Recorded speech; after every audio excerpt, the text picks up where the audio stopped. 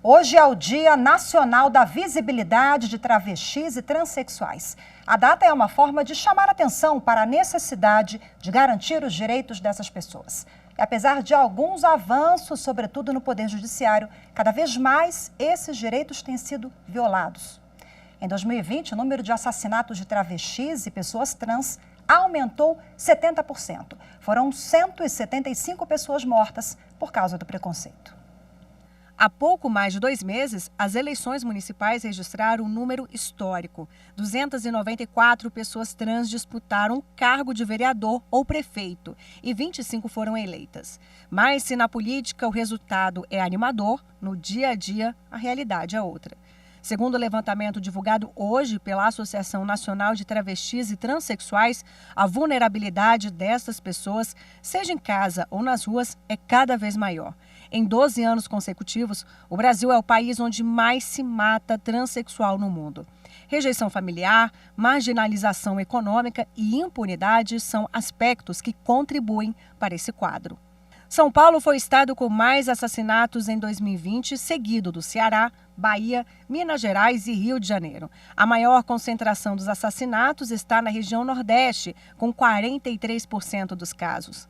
Quanto à idade, 56% das vítimas tinham entre 15 e 29 anos, mas este número pode ser ainda maior por causa dos casos subnotificados.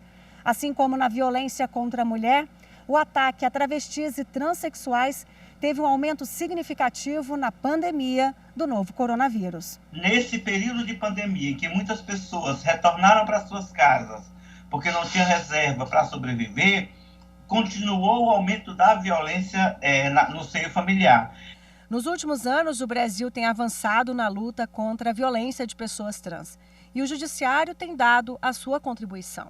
Desde 2018, a Resolução 270 do Conselho Nacional de Justiça permite que pessoas trans usem o nome social, até mesmo em processos judiciais. Já em 2019, o Supremo Tribunal Federal enquadrou a homofobia e transfobia como crimes iguais ao racismo. Um passo importante que abre espaço para mais uma luta: a penalização daqueles que cometem atos de violência. Para a gente poder caminhar um pouco mais tranquilamente, seria preciso haver legislações específicas que fossem versar nesse sentido. Uma decisão judicial é importante como essa, mas a legislação é que vai permitir, de fato, que esse direito possa ser implementado no âmbito continental que a gente tem no Brasil.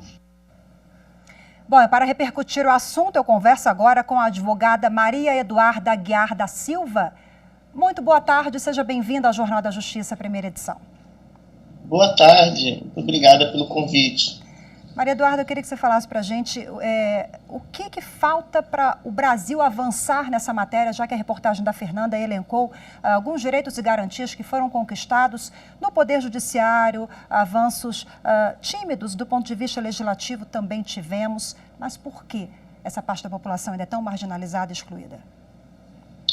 A gente precisa de políticas públicas realmente afirmativas para a população transexual, para a população de travestis e transexuais, porque, na verdade, a gente não tem uma legislação a nível federal que proteja a população LGBT, quiçá a população transexual. Todos os direitos que nós adquirimos, eles vêm via judiciária através de controle de constitucionalidade.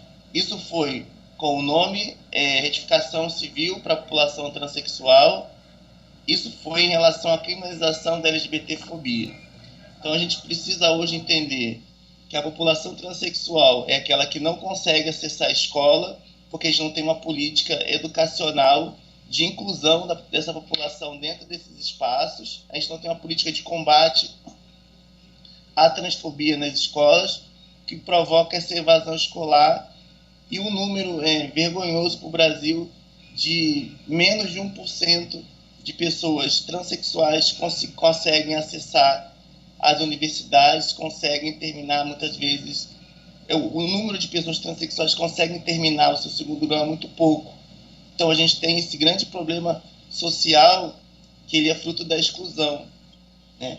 Então, assim, exclusão escolar acarreta outras exclusões ao longo da vida, que seja exclusão no mercado de trabalho, entre outras. Pegando o gancho da exclusão no mercado de trabalho, essa questão da empregabilidade é algo bem sensível, né, em relação ao preconceito cultural que a gente enfrenta ainda no nosso país, pela aparência. Esse é um gargalo que a gente precisa enfrentar? Sim, a gente precisa enfrentar, e a rede, né, de pessoas transexuais, da população LGBT, de pessoas apoiadoras, já tem iniciado um trabalho em cima disso. A gente tem em São Paulo uma iniciativa chamada Transempregos. Nós temos aqui no Rio algumas iniciativas, como o Capacitrans, que é um curso de empreendedorismo para população transexual.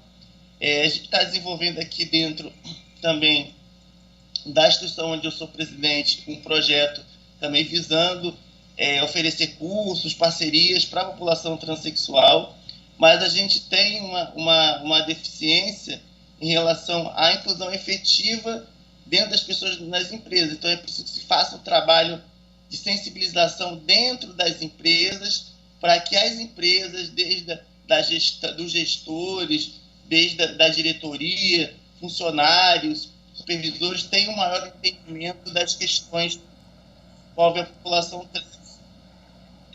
É preciso ser feita essa capacitação dentro das empresas, em primeiro lugar. Maria Eduarda, o Brasil é o que mais mata, né, pessoas trans em todo o mundo. Nós ocupamos o topo ali desse ranking já há muitos anos e nós tivemos um dado crescente mesmo em tempos de pandemia. Como você faz a leitura desses números? A gente teve um dado crescente porque muitas pessoas, inclusive transexuais, acabaram durante essa pandemia voltando para seus lares de origem devido a não terem condições de continuar bancando um aluguel ou estando onde estavam, e acabaram sofrendo violência doméstica, violência transfóbica. Nós computamos aqui na ONG casos de violência doméstica em que os próprios pais, padrastos, mães, irmãos são os causadores de violência. E também, né, a violência contra a população LGBT, contra a população trans, ela sempre existe, só que a gente tem um grande problema da subnotificação, inclusive, porque os dados que você tem hoje, eles podem não ser os dados reais, os dados podem ser muito maiores, muito aquém da realidade, né? Em que pese a gente ter as delegacias de combate à intolerância, a criminalização da LGBTfobia, mas ainda precisa atualizar os sistemas das polícias para poder fazer uma busca de dados completa. A gente não tem um dossiê de violência da população LGBT, então a gente tem um problema aí nessa produção, mas a ANTRAS faz os dados de assassinatos, mas os dados de violência fica muito aquém do que acontece na realidade. Por isso que é tão importante num dia como esse, né, refletir, falar sobre esse tema, debater para a gente conseguir avançar, né? Maria Eduarda, muito obrigada pela sua participação mais uma vez. Ótima tarde para você. Obrigado. Eu que agradeço.